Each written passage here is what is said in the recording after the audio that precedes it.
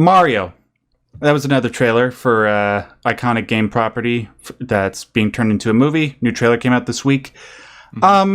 Much of the same general reaction, mostly positive on my half, with some general, usual skepticism. Couple things, obviously, with the trailer that came out, the thing that stood out to me and most people was that opening part when Mario goes to beat the crap out of Donkey Kong, but then he just, catches him in his palm and beats the crap out of him. That was great. That was a cute moment. I mean, it's not like peak comedic entertainment, but it's kid friendly. It was cute. It got a nice chuckle out of me. And then aside from that, it seems like even if the general narrative of the movie sucks, at least what they're doing is they're trying to pay tribute to the stuff that was in the games in a really loving way. That you see all this stuff, like the flying fish in the water levels when they're crossing that bridge in the trailer, the fire flowers that Mario can use to throw fire bombs, those are there. The elevated platforms that he can bounce his head off of and sometimes fall under his feet. All that is there. And most importantly, Syb, kart racing. That scene, when that movie comes out, I have no doubt that scene when they're driving down Rainbow Road in a race is going to be lit. It's going to be awesome. Obviously, I hope to see some blue shells. I hope to see some friendships ruined because those blue shells are used. No, I'm just kidding.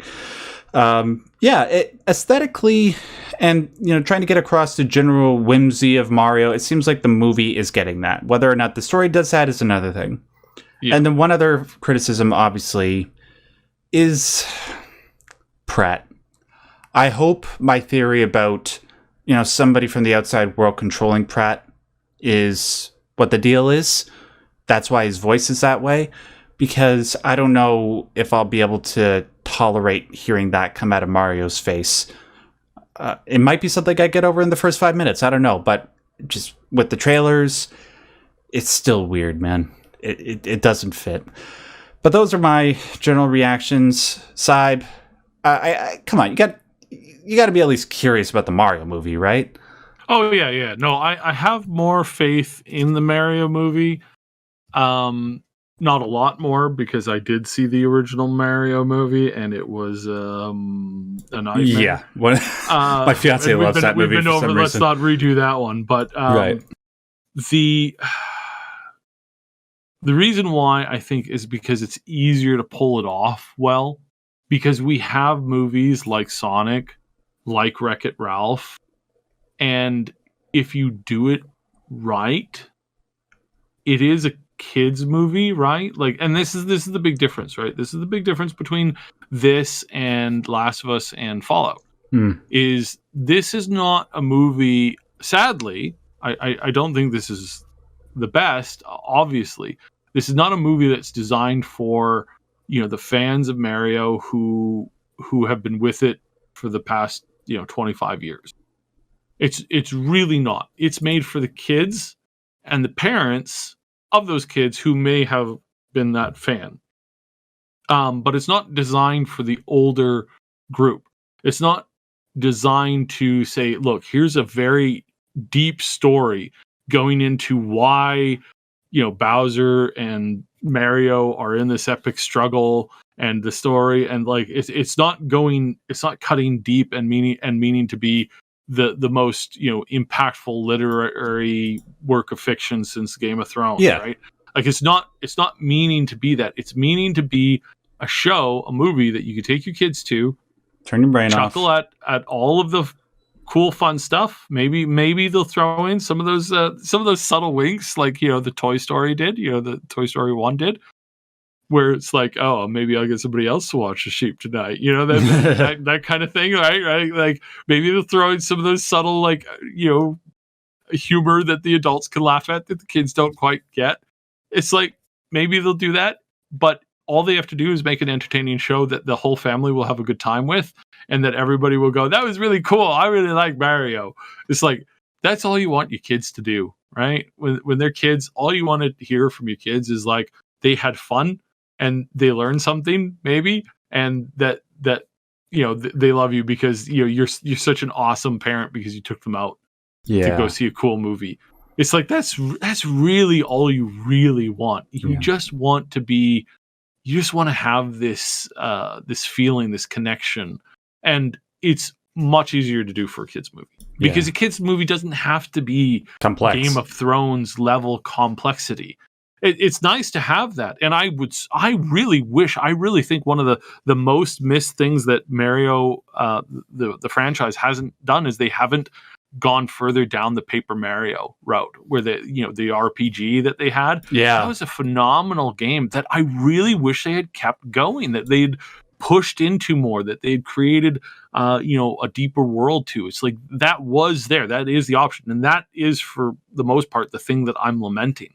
Is that we don't have that. We don't have that thing where you could play as that, and that kind of sucks. That's the kind of thing that I'm personally missing out of the Mario universe. But that's okay, because it's unlike other stories. It wasn't ever really meant to necessarily grow up with the audience. It's something that is timeless, just the way it is, and all they have to do is just respect the lore and just give us the things that we want to see. That's all they have to do for that. And that's not the same challenge that Last of Us and Fallout is looking at. Fallout and Last of Us, those stories have to cut deep, like Andor. Andor is great. It's really good. Yeah, I've heard good things. Maybe a little too late, a little like not enough, a little too late. Like maybe it is something that like there's just not the views on it, because I think people have been so burnt out after everything. It's just been a railroad of disappointment and just sadness. But this is something different, where those shows have to hit hard if they expect to retain anything past a general small season 1 popularity. Like they've got to introduce deep, heavy storyline. All you got to do for Mario is have him say a couple of great lines, do a couple of things like the Mario Kart racing, like the fire flowers, like that kind of stuff. You pull that off in a way that everybody goes, that was so cool, that was so funny. It's like that's a family movie for life at that point. If you can pull that off, that's going to be on everybody's shelf for their kids, for their grandkids, for their cousins, for their nephews, for their nieces, all the way down the line. And it's so much easier to do. Now you can make a thing like Pinocchio where the depth is just so much more. And it's a great children's movie, but it also comes with packed lessons. Oh, you're talking about the old one, not the new one.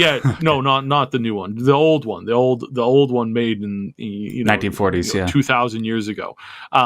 That's where that's that level that I'm thinking that Paper Mario was headed in that direction, but then they kind of didn't follow through enough. And that's fine. It's and that's okay, because again, this is kids entertainment, and kids entertainment, it can be smart, it can be deep. Narnia is great for that. Harry Potter's really great for that. Pixar movies, the older ones. Yeah, a lot of the older Pixar movies are just absolutely brilliant, and that's fine. That's great. That's exactly what we need. But where we go from here, I don't know. We'll see.